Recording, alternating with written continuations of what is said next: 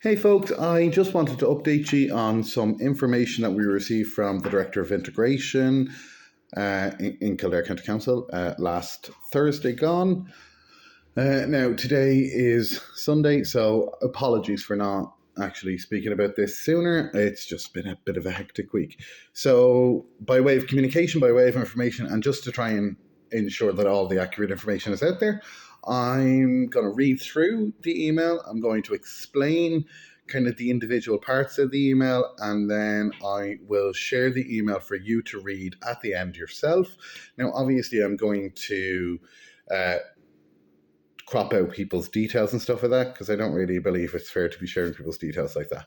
But anyway, so the email starts off with, "Dear Councillor, I am making you aware of an upcoming change to the accommodation provision at the Newhall Designated Accommodation Centre, or DAC, which is being implemented on a pilot basis by the Ukrainian Division of the Department of Children, Equality, Disability, Integration and Youth." So basically he's letting us know that a directive has come down from the department, and this is going to be done on a pilot basis. So the next part of the email is, the Newhall DAC, so Designated Accommodation Centre, has a capacity of 985 bed spaces, which we have known since the very beginning. The centre currently accommodates approximately 400 beneficiaries of temporary protection, or BOTPs.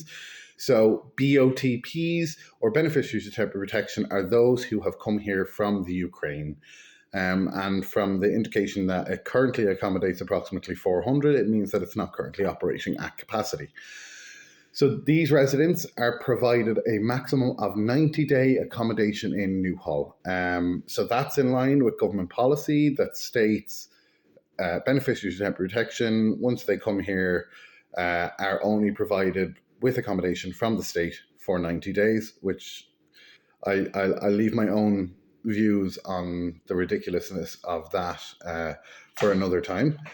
So as part of the accommodation consolidation process, where contracts for existing BOTP Ukrainian accommodation centres are coming to an end and those centres are closing, the residents of those centres will temporarily be relocated to Newhall unless they have sourced accommodation prior to leaving their existing accommodation centre.